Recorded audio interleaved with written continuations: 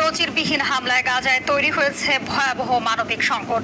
গেল একদিনে নিহত হয়েছে আরো অন্তত 43 জন।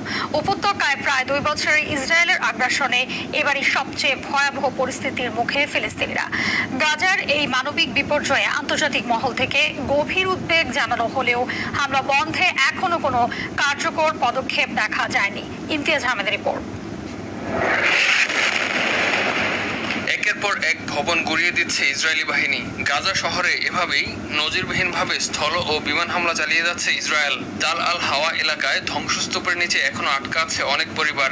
এক সতর্কবার্তায় ইসরায়েলি সেনাবাহিনী জানায়, ফিলিস্তিনিদের গাজা শহর ছাড়তে হবে, না হয় তাদের উপর নেমে আসবে ভয়াবহ আঘাত। প্রাণ বাঁচাতে দক্ষিণ দিকে ছুটছেন লাখো মানুষ। তবে যানবাহনের অভাব ও আর্থিক সংকটে অনেকে পায়ে হেঁটেই যেতে বাধ্য হচ্ছেন। অনেকে আবার 10 থেকে 15 কিলোমিটার হেঁটে পৌঁছাচ্ছেন দক্ষিণের আল মাওয়াসি এলাকায়। দক্ষিণের আল মাওয়াসিকে নিরাপদ অঞ্চল বলা হলেও সেখানেও হামলা চালানো হয়েছে। জাতিসংঘ বলছে, আগস্টের শেষ থেকে গাজা শহর ছেড়েছেন প্রায় 5 লাখ মানুষ। তবে এখনো উত্তরাঞ্চলে রয়ে গেছেন 7 লাখেরও বেশি মানুষ।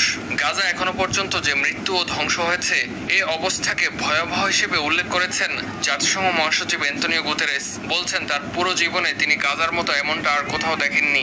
গাজার আল আকসা হাসপাতালে অপুষ্টিতে মারা গেছে 9 বছরের এক শিশু। চলমান দুর্ভিক্ষে এ পর্যন্ত প্রাণ গেছে 441 জনের। গাজার স্বাস্থ্য ব্যবস্থা ভেঙে পড়ার দ্বার প্রান্তে। গত 10 দিন ধরে কোনো জ্বালানি প্রবেশ না করায় হাসপাতালগুলো সীমিত শক্তি দিয়ে টিকে আছে। বলা হচ্ছে, আগামী 72 ঘন্টার মধ্যে অচল হয়ে পড়তে পারে পুরো স্বাস্থ্য ব্যবস্থা।